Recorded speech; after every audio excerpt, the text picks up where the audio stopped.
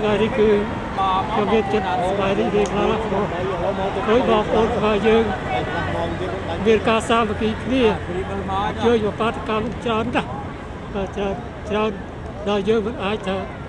បានប្រមាណដឹងហើយដូច្នេះគឺថាមហាសាមគ្គីជាតិខ្មែរពេលនេះគឺក្រោកគ្រប់កន្លែងទាំងអស់អញ្ចឹងខ្ញុំសង្ឃឹមថាយើងនឹងបានដូររដ្ឋាភិបាលមួយដែលពោពេញទៅដោយនីតិប្រជាធិបតេយ្យនិងមេដឹកនាំប្រកបទៅដោយទស្សពិតរាជធម៌ទាំង10ប្រការអញ្ចឹងសូមបងប្អូនខ្មែរទាំងអស់មេត្តាក្រោកឡើងមកសាមគ្គីគ្នាជប់ប្រកែប្រកាន់គ្នាទោះបីជាមានរឿងហេតុយ៉ាងណាក៏ដោយគឺយើងអត់ឲ្យដូចគ្នាយើងចេះយកយល់គ្នាហើយបើសិនជាយើងយកយល់គ្នាយើងសាមគ្គីគ្នាគឺយើងរស់តែបើសិនជាបែកបាក់គ្នាគឺយើងស្លាប់តែយើងក៏រលាយបាត់ឈ្មោះពីក្នុងដែរបាទសូមអរគុណចង់និយាយបានថាចង់និយាយថាថ្ងៃនេះខ្ញុំសប្បាយចិត្តមែនទែនគឺជាព្រឹត្តិការណ៍ប្រវត្តិសាស្ត្រសម្រាប់ខ្ញុំនិងសម្រាប់ប្រជាពលរដ្ឋខ្មែរ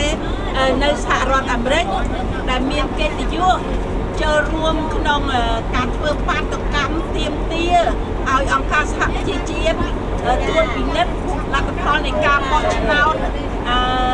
នៅកម្ពុជាដោយសារការបោះឆ្នោតនៅកម្ពុជានេះមានលក្ខណៈមិនប្រក្រតីចាមិនមានភាពយុត្តិធម៌ដូច្នេះក្នុងនាមយើងជាប្រជាពលរដ្ឋខ្មែរយើងទាមទារយ៉ាងដាច់ខាតសូមឲ្យមានការត្រួតពិនិត្យពីអង្គការសហប្រជាជាតិទៅលើលទ្ធផលនៃការបោះឆ្នោតនៅកម្ពុជាដើម្បីនាំមកយកនៅភាពយុត្តិធម៌ជូនពលរដ្ឋកម្ពុជា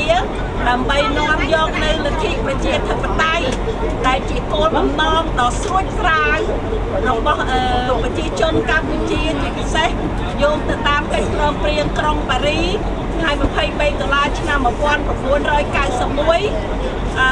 អង្គការសហប្រជាជាតិនឹងបញ្ចុះហត្ថលេខី118ប្រទេសបានទាមទារឲ្យប្រទេសកម្ពុជាបានទៅតាមលទ្ធិប្រជាធិបតេយ្យសេរីភូវៈហើយកន្លងមកនេះរដ្ឋាភិបាលនៅភ្នំពេញបានអខានខកខានបានប្រតិបត្តិឲ្យបានល្អដោយការទាមទាររបស់ប្រជាពលរដ្ឋខ្មែរនិងរបស់ពិភពលោកទាំងមូលចាខ្ញុំមានយោបល់ប៉ុណ្ណេះហើយខ្ញុំសប្បាយចិត្តរីករាយមែនទែនដែលខ្ញុំបានបំពេញតួនាទីជាកលធីតាខ្មែរទាមទារនៅអ្វីដែលជាឆន្ទៈរបស់ប្រជាពលរដ្ឋខ្មែរចាសូមអរគុណព្រឹត្តិការណ៍ថ្ងៃនេះគឺបានជួបជុំបងប្អូនមីងទាំងអស់គ្នាដែលធ្វើដំណើរចេញពីក្រុង Lowell បាទទៅរួមធ្វើបាតុកម្មនៅទីស្នាក់ការ UN នៅទីក្រុង New York ហើយខ្ញុំសប្បាយចិត្តណាស់ដែលបានជួបជុំមីបងប្អូនលោកតាលោកយាយគាត់មានទឹកមុខរីករាយណាស់ហើយក៏បានចំណាយពេលវេលាដ៏មានតម្លៃបានបញ្ចូលរួមធ្វើបាតុកម្មដើម្បីទាមទារនិងសំណូមពរឲ្យ UN នឹងជួយធ្វើអន្តរាគមន៍ទៅដល់ការបោះឆ្នោតដែលមិនប្រក្រតីនៅប្រទេសកម្ពុជាគឺការបោះឆ្នោតហ្នឹងគឺការដែលបោះឆ្នោតមានការបន្លំដោយរដ្ឋាភិបាលហ៊ុនសែនដែលគាត់លួចបន្លំស្លឹកឆ្នោតពីប្រជាពលរដ្ឋហើយយើងនៅក្រៅប្រទេសហ្នឹងគឺយើងចូលរួមធ្វើបាតុកម្មដើម្បីឲ្យ UN ទៅធ្វើអន្តរាគមន៍ដោះស្រាយបញ្ហារឿងភាពមិនប្រក្រតីហ្នឹងបាទហើយខ្ញុំក៏សង្ឃឹមថាអង្គការសហប្រជាជាតិដែលជាអង្គការមួយដ៏ធំសម្រាប់មើលការខុសត្រូវលើពិភពលោកហ្នឹងគេនឹងអាចចូលរួមដោះស្រាយបញ្ហាជូនប្រជាពលរដ្ឋខ្មែរយើងដែលទាមទារឲ្យការបោះឆ្នោតហ្នឹងសេរីនិងយុត្តិធម៌និងភាពមិនត្រឹមត្រូវហ្នឹងគឺត្រូវដោះស្រាយដោយសន្តិវិធីហើយភាគីខ្មែរយើងគឺបានដោះស្រាយហើយប្រជាជនយើងក៏បានទទួលអ្វីដែលយើងទាមទារទៅតាមឆន្ទៈរបស់ខ្មែរយើងបានហើយគឺថាថ្ងៃនេះគឺថាបងប្អូនយើងមិនមែនមកពីរដ្ឋ Massachusetts ទេមកពីកាណាដាមកពីហ្វីឡាមកពីរដ្ឋផ្សេងៗទៀតបានចូលរួមដល់លុកទឹកលុកដីដើម្បីទាមទារយុត្តិធម៌ រឿងការបោះឆ្នោតដែលមិនប្រក្រតីនៅប្រទេសកម្ពុជាបាទអរគុណសួស្តីបងប្អូនរួមជាតិជាទីគោរពរាប់អាននេះជាទស្សនវិភាគនយោបាយក្រមប្រធានបទតើអ្នកណាអាចជួយរកយុត្តិធម៌ជូនជាតិមាតុភូមិបានរយៈកាលកន្លងមកប្រជាពលរដ្ឋខ្មែរតែងតែផ្ញើជីវិតឬផ្ញើវាសនាប្រទេសជាតិនិងស្វែងរកយុត្តិធម៌របស់ខ្លួនតាមរយៈព្រះមហាក្សត្រនេះជាទម្លាប់ខ្មែរតាំងតែពីដូនតារៀងរហូតមកឥឡូវនេះសម័យជិះអាប៉ូឡូឡើងឋានទេវតាទៅហើយតើខ្មែរត្រូវផ្ញើជីវិតនិងវាសនាប្រទេសជាតិទៅលើស្ដេចទៀតឬយ៉ាងណាស្របពេលស្ថានភាពនយោបាយនៅក្នុងកម្ពុជាកំពុងតែតានតឹងនិងឡើងកម្ដៅយ៉ាងខ្លាំងដោយសារប្រជាពលរដ្ឋកើតទុក្ខមិនសុខចិត្តចំពោះការប្រកាសលទ្ធផលការបោះឆ្នោត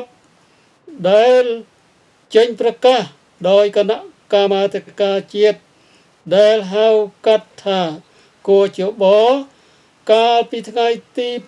8កញ្ញាក៏ស្រាប់តែ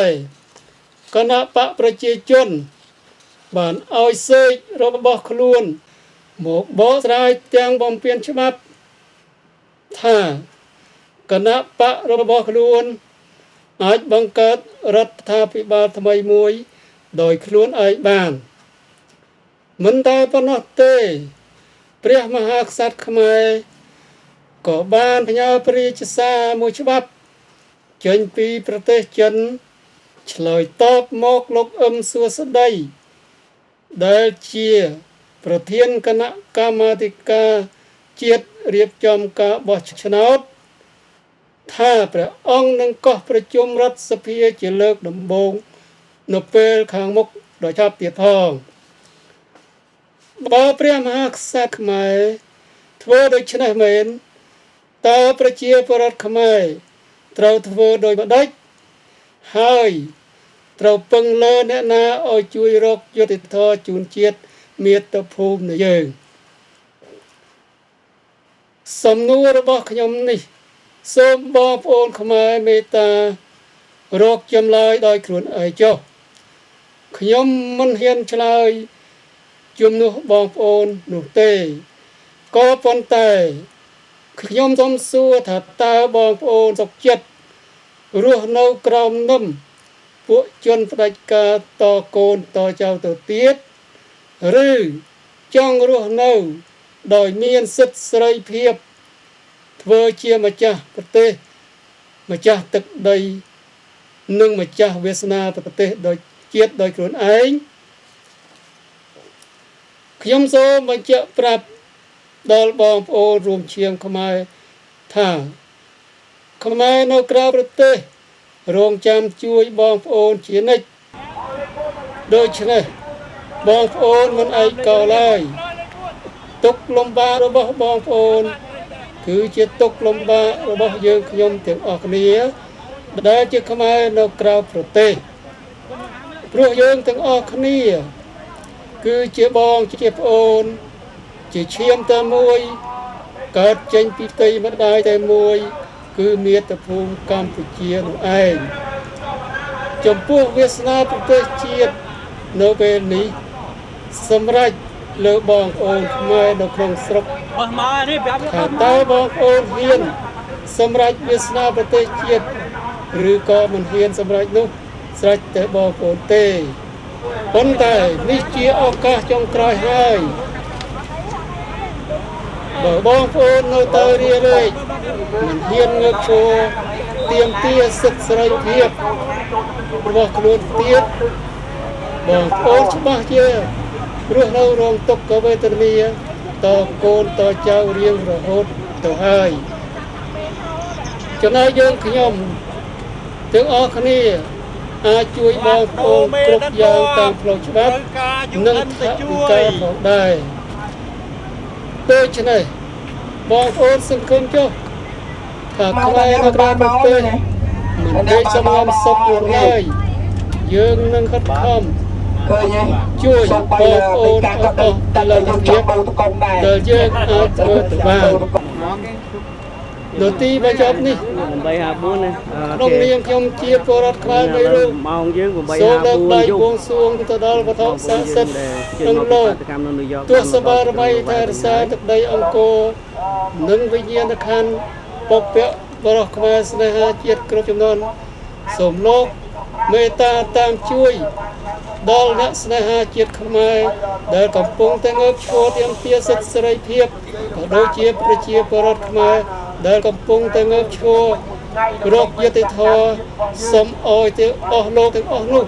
ជួបតែសេចក្តីសុខគ្រប់ពេលគ្រប់វេលានិងឈ្នះអស់នៅមានសត្រូវទាំង8ទិសជាពិសេសពួកថ្មិលអន្តរថៃដែលមានមហិច្ឆតាចង់សម្លាប់បងប្អូនខ្មែរដើម្បីអំណាចរបស់ខ្លួនហើយនៅទីបញ្ចប់នេះផងដែរក៏សូមបួងសួងទៅដល់វិញ្ញាណក្ខន្ធពុកពៈបរោះខ្មែរស្នេហាជាតិគ្រប់ជំនាន់និងទស្សបារមីថែរក្សាទឹកដីកម្ពុជាទាំងមូលសូមលោកជួយបរាមុខជនដែលបំផ្លាញជាតិ